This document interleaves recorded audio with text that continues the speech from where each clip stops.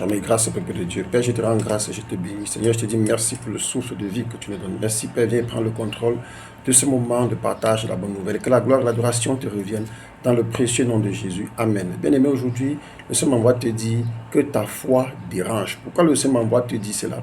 Parce qu'on a vu souvent beaucoup d'enfants de Dieu, y compris moi, nous pleurons souvent des attaques, des tribulations que nous vivons. Le Seigneur nous dit c'est à cause de notre foi que nous vivons ces attaques. Nous vivons parfois des menaces dans nos activités, dans nos commerces, dans nos lieux de travail, dans nos familles. C'est pas facile souvent.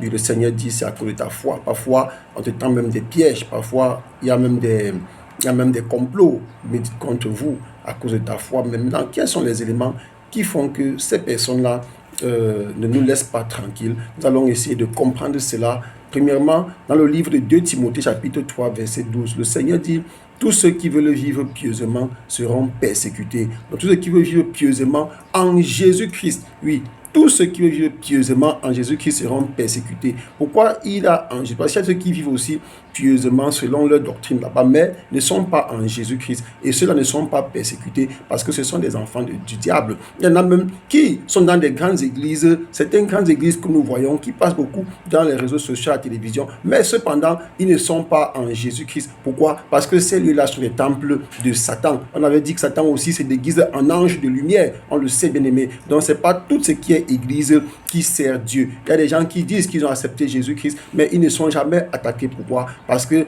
ne sont pas dans le véritable. Or, nous sommes dans le véritable. C'est pourquoi nous sommes persécutés. Nous allons dans le livre de Éphésiens, chapitre 1, verset 13. Nous devons savoir une chose, bien aimée, c'est que nous ne sommes pas appelés à diluer la vérité pour plaire à la société. Donc nous qui sommes des enfants de Dieu, nous devons prêcher un évangile de vérité. Il est écrit ici, en lui aussi, après avoir entendu la parole de la vérité, oui, l'évangile de notre salut. Donc bien aimé, la parole de vérité, c'est ça qui est l'évangile de notre salut. Beaucoup de personnes peuvent te parler de Jésus, mais est-ce que c'est la vérité que tu as entendue? Ce n'est que quand tu as entendu la vérité que tu peux recevoir le salut. Donc on avait déjà vu aussi que le nom de Jésus ne marchait pas dans toutes les bouches. On avait pris l'exemple de ce qui se passait à Éphèse lorsque l'apôtre Paul délivrait les malades et que des personnes avaient voulu imiter en disant au nom de Jésus que l'apôtre Paul prêchait. On a vu ce qui s'est passé. Donc bien aimé, nous devons rester dans l'évangile de vérité. Éviter de diluer l'évangile. Donc nous devons faire attention à la vision limitée, centrée sur la réussite matérielle. Parce qu'il y a des gens qui centrent l'évangile uniquement sur la réussite matérielle, sans pourtant dire aux enfants de Dieu que ce matériel vient de Dieu. Or, le Seigneur a dit, cherchez premièrement le royaume des cieux, toutes les choses vous seront données par-dessus tout. Or, il y a des personnes on a vu par exemple l'exemple la semaine dernière de ceux-là qui prennent l'exemple de la Chine, des enfants chinois qui travaillent et des enfants africains qui sont dans les églises. Bon, ils prennent souvent l'exemple là pour détourner les enfants en Afrique. Non, bien aimé, j'encourage les Africains à garder leur foi. J'encourage profondément, je préfère quelqu'un qui est resté en Jésus-Christ et qui travaille, que d'avoir quelqu'un qui travaille seulement, mais qui n'a pas de salut, que quelqu'un qui travaille seulement, mais qui a une foi bien faite pour l'enfer, et qui de l'autre côté est prêt à détruire, à combattre, à renverser ceux qui servent Jésus. La vérité est où finalement, bien aimé? La vérité est en Jésus, parce que celui-là même qui veut combattre les chrétiens, l'argent qu'il cherche là, l'or et l'argent appartiennent encore à qui? À Dieu. Celui-là même qui combat les chrétiens, il est sataniste, fils du diable. Or, qui déverse les bontés tous les jours sur le monde, c'est encore Dieu.